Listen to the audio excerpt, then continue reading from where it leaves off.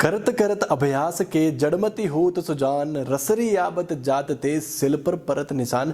निरंतर अभ्यास और परिश्रम करने से महामूर्ख भी विद्वान बन जाता है। रस्सी की रगड़ से यदि पत्थर पर भी निशान बन सकता है तो फिर अभ्यास व परिश्रम करने से जड़मति होत सुजान क्यों नहीं हो सकता। आज मैं एक ऐसे इंसान के बारे में बताने जा रहा हूँ जिसके बारे में बताकर मैं आप सबके अंदर इंस्पिरेशन की आग लगाने वाला हूँ। नमस्कार दोस्तों, मेरा नाम है पंकज साम्याल। स्वागत है आप सबका मेरे चैनल मोटिवेशन डोज में, जहां पर मैं आप सबको डोज देने वाला हूं, एक और ऐसी डोज जिससे आप इंस्पायर होने वाले हैं, जिससे मैं पर्सनली खुद बहुत ज़्यादा इंस्पायर हो चुका हूं।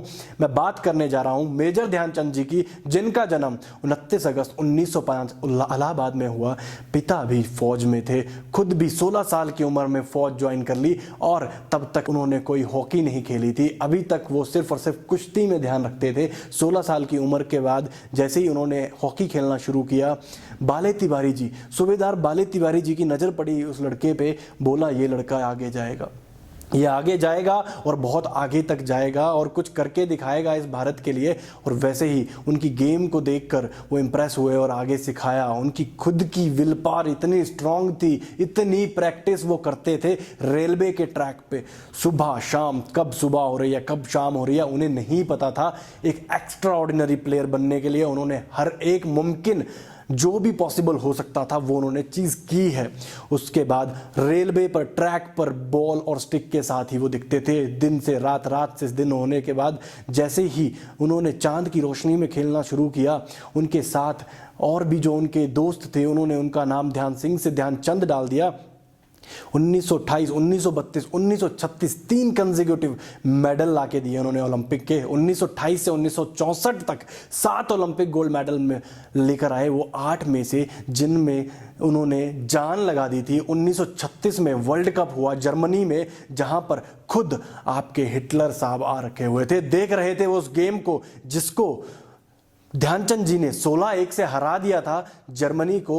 बर्लिन जर्मनी में ये मैच हो रहा था। इसके बाद जब वो खेलना शुरू किए, हिटलर देख रहे हैं, अजूबा हो रहा है। 16-1 से कैसे कोई किसी को हरा सकता है। गुस्सा आया, हिटलर आया मैदान में, मुझे ये हॉकी तोड़ के दिखाओ, मुझे ये दिखाओ कि इसकी हॉकी में कोई जादू नहीं है, कोई मैग्नेट नहीं है। हॉकी तोड़ी गई। वहीं पर देखा गया कुछ नहीं था ऐसा। वो उनकी खुद की प्रैक्टिस से की गई, वो अपनी गेम बनाई हुई थी और ऐसा कुछ नहीं था जैसा वो सोच रहे थे। कहा, हे ध्यानचंद आना शाम को मेरे ऑफिस में, मुझे बात करनी है तुमसे। ठीक है, ध्यानचंद जी शाम को गए, अपना वहां पर जाकर बात कर रहे हैं कि जी बताइए सर, क्या आपकी सहायता कर सकते हैं। वहां पर जब हिटलर ने बोला, क्या दे रही है भारत सरकार तुम्हें, क्या है तुम्हारा इस खेल के अलावा रुचि में। बोलते हैं ध्यानचंद जी, जी मैं एक सेना में नियुक्त हूं और मुझे भारत सरकार कुछ ऐसा नहीं दे रही, बस मुझे खेलने का मौका दे रही है। वहीं पर हिटलर बोलते हैं कि मैं आपको खेल के अलावा धन संपत्ति, उसके अलावा जो भी पॉसिबल चीज़ें हैं एक अच्छा जीवन व्यतीत करने के लिए, सब चीज़ें दूंगा। आ जाओ जर्मनी में, जर्मनी के थ्रू खेलो और जर्मनी के साथ खेलो। कहते हैं ध्यानचंद जी, नहीं मैं तो खेलूंगा अपने भारत के लिए। मैं इसलिए नहीं खेल रहा कि भारत मुझे कुछ दे, मैं इसलिए खेल रहा हूं कि मैं भारत के लिए कुछ कर सकूं। इंटरनेशनल मैच खेले उन्होंने जिसमें 570 गोल ठोके उन्होंने। 1956 में पद्म भूषण से जिन्हें नवाजा गया। 29 अगस्त को उनका जन्म दिवस आज भी नेशनल स्पोर्ट्स डे के नाम से मनाया जाता है। हमारे प्रेसिडेंट साहब उसी दिन सारे जितने भी अवार्ड्स होते हैं हमारे स्पोर्ट्स के, उसी दिन दिए जाते हैं। जितने भी स्पोर्ट्स अवार्डी होते हैं उन अवार्ड्स के नाम मैं लेना जरूर चाहूंगा। अर्जुन अवार्ड, राजीव गांधी खेल रत्न अवार्ड, जो कि अब 2021 में ध्यानचंद जी के सम्मान में दिया जाने लगा, 2021 में गवर्नमेंट ऑफ इंडिया के थ्रू। उसके अलावा द्रोणाचार्य अवार्ड और भी काफी अवार्ड्स हैं जो सिर्फ इसी दिन में दिए जाते हैं। और तो और अंग्रेज अब ये कहने लगे थे इंग्लिश में that this is not a game of hockey but magic, and Dhyanchand ji is in fact the magician of hockey. 34 साल की उम्र में उन्होंने बनवास ले लिया अपनी सर्विस से। 1951 में इंडिया के नेशनल स्टेडियम में ध्यानचंद जी का टूर्नामेंट के उद्घाटन में बुलाया गया और सम्मानित किया गया। आज के समय में भी एक लेजेंडरी फिगर है वो। अलीगढ़ यूनिवर्सिटी में, जिस यूनिवर्सिटी में वो पढ़ते थे, जहां पर उनका हॉस्टल था, उस हॉस्टल का नाम उनके नाम से रखा गया और सम्मानित किया गया।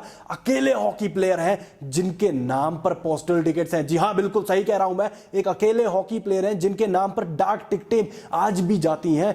डोमेस्टिक गेम की तो क्या बात कहूं, उनकी क्या गेम खेलते थे। एक बार की बात है, जब डोमेस्टिक गेम वो खेल रहे थे, इतनी प्रैक्टिस करते थे, हर एक इंच का उनको हिसाब रहता था कि मैदान में बैठे क्या, कितने लोग, कितना मेरा स्टेडियम, कितना मुझे खेलना है, कहां बॉल, कितनी बॉल, कितने इंच में मुझे फेंकनी है। एक बार की बात है जब वहां पर मैच लगा हुआ था और उनकी टीम, डोमेस्टिक मैच था, उनकी टीम बहुत पीछे चली गई। वहां पर रेफरी आते हैं, भैया ध्यानचंद जी, अगर आप नहीं कर पा रहे तो बाकियों से तो हम क्या एक्सपेक्ट कर सकते हैं। तभी ध्यानचंद जी बोले, रेफरी मुझे बस इतना बता दो, ये गोल पोस्ट का साइज क्या है, इसको साइज को आप एक बार जरूर नाप लीजिए, मुझे एक बार इस चीज में डाउट है। उन्होंने जैसे ही, रेफरी बोलता है कि भैया ऐसा कैसा पॉसिबल है, ये एक नेशनल लेवल का स्टेडियम है, इसका गोल पोस्ट कैसे छोटा हो सकता है। जैसे रेफरी ने उसका नाप लिया, जैसे उसको इंच टेप से नापा, तो पता चला कि वो गोल पोस्ट छोटा था। इतना फोकस था उनका गेम पे, इतना फोकस था कि बस उनको करना था, कुछ अपने भारत के लिए कर दिखाना था। और वहीं से शुरुआत हो जाती है इस हीरो की जिसके बारे में हम बात कर रहे हैं। 2014 में ध्यानचंद जी नॉमिनी थे भारत के सर्वोच्च नागरिक पुरस्कार भारत रत्न के लिए। उस समय यह अवार्ड दिया गया सचिन तेंदुलकर और CNR राव जी को। इससे परिवार खुश नहीं था। इसके बाद उन्होंने RTI डाली। RTI के बाद पता चलता है कि प्राइम मिनिस्टर ऑफिस में सचिन तेंदुलकर जी को अवार्ड देने के लिए स्पोर्ट्स मिनिस्ट्री को इग्नोर किया गया है। जाते जाते एक कोट कहना चाहूंगा जिसको मैं पर्सनली रिलेट करता हूं ध्यानचंद जी से और खुद भी बहुत इंस्पायर होता हूं कि हम अपनी मिसाल खुद हैं, किसी और के जैसे बनने की ख्वाहिश नहीं रखते। जी हाँ, बिल्कुल, आपको अपना ओरिजिनल बनना है, किसी की डुप्लीकेसी नहीं करनी है। आपको अपनी मिसाल खुद बनना है, किसी और के जैसे बनने की तमन्ना नहीं करनी। धन्यवाद।